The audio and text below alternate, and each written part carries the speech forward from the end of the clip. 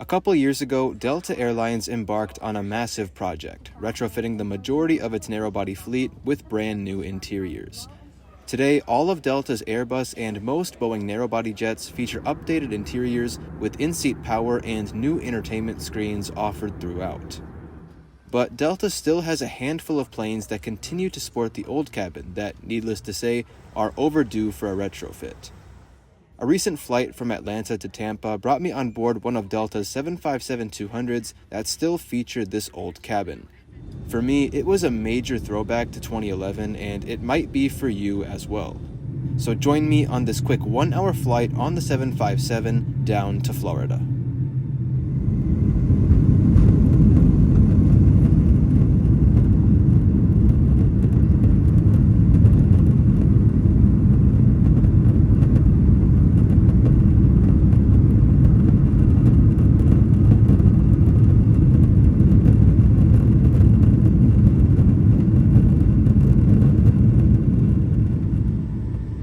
We'll pick up where we left off last time, arriving into Atlanta's gate A15 from Chicago.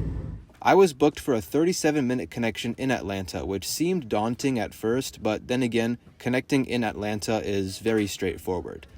Thankfully, I didn't have to worry much since my connecting flight to Tampa was departing just a couple of gates down at A25, and I caught a glimpse of my next aircraft as we were taxiing in. Delta's mobile app comes in very handy during layovers like this as it tells you the distance and expected time between gates. Needless to say, a 37-minute layover was more than enough to make the 4-minute walk from A15 to A25, where we reached right as boarding started. What's the registration? This aircraft? 541 US. Oh. US, is this an ex-US airbase aircraft? Ex Northwest. Attention all passengers traveling Delta Flight 1251. At this time, along the flight crew confirm. Some of the newer terminals do. This is so... The most common subfleet of Delta 757-200s is the 75D, but there's a virtually identical configuration referred to as 75H. The 75H also has 199 seats with 20 in first class, 29 in Comfort Plus, and 150 in main cabin. The only difference that's actually not noticeable between the 75H and 75D is that the 75H subfleet are ETOPS configured, meaning they have the authorization to fly longer flights over water, such as those to Hawaii and Europe. My seat tonight is 34A, and you'll notice that these older main cabin seats have slightly more padding and larger adjustable headrests. The most obvious difference with the old cabin are the smaller and noticeably older in-flight entertainment screens. Unlike the newer screens, you can actually tilt the older ones up or down. This was a major throwback for me since the last time I flew a Delta plane with these screens was in 2011 on a 757-200, also from Atlanta to Florida, only that time to Miami.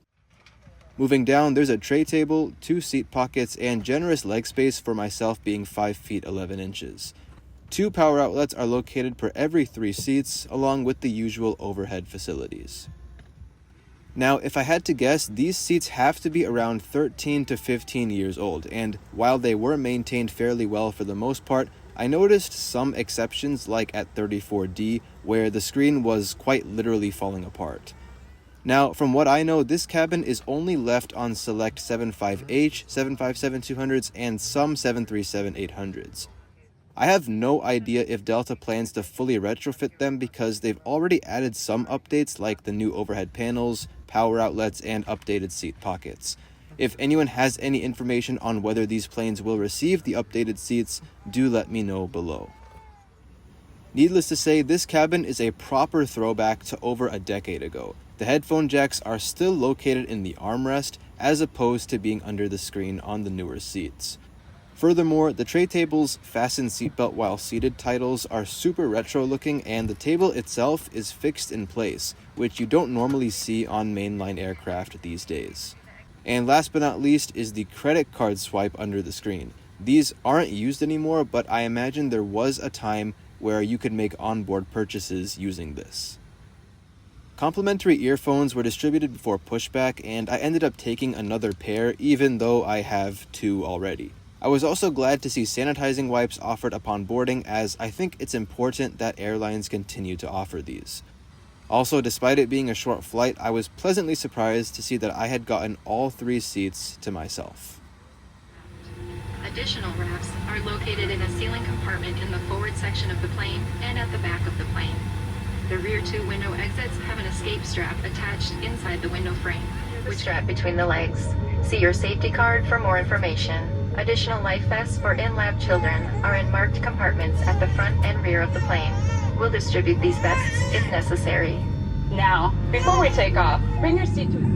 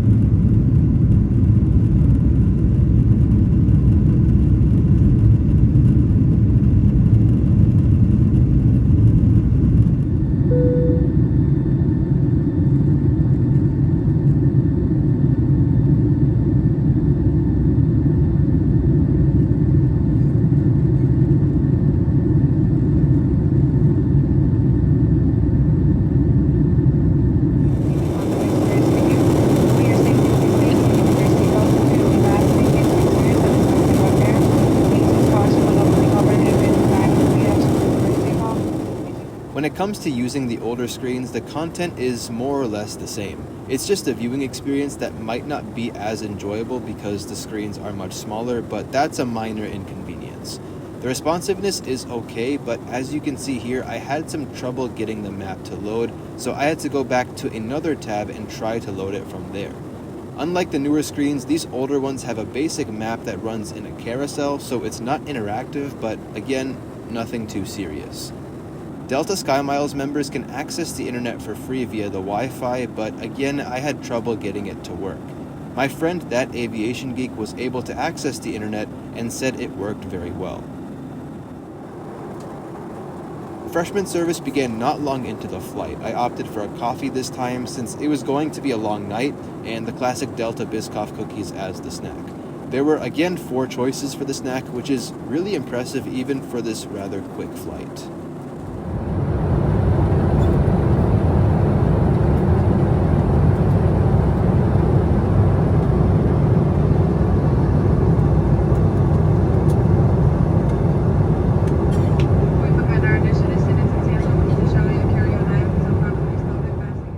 I've been to Tampa before, but had never actually flown into the city, so I was looking forward to checking out Tampa's airport after hearing so many nice things about it.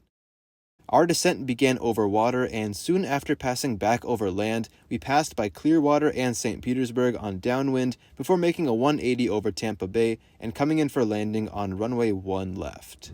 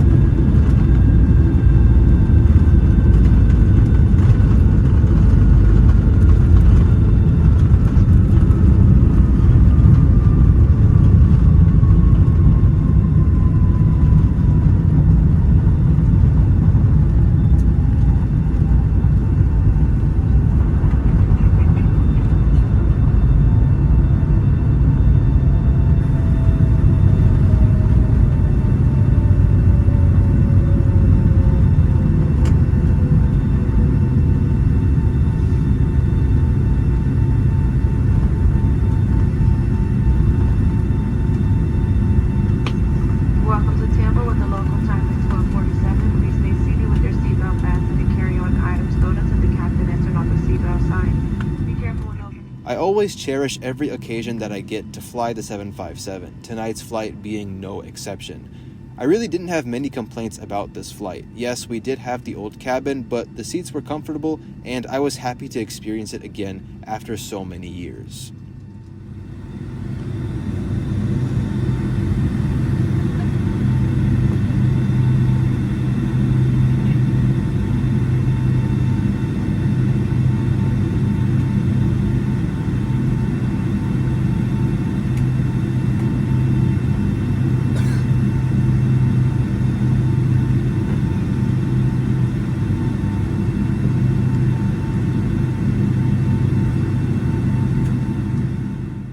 So if you look closely, you'll be able to see that aviation geek getting a picture in the 757 flight deck.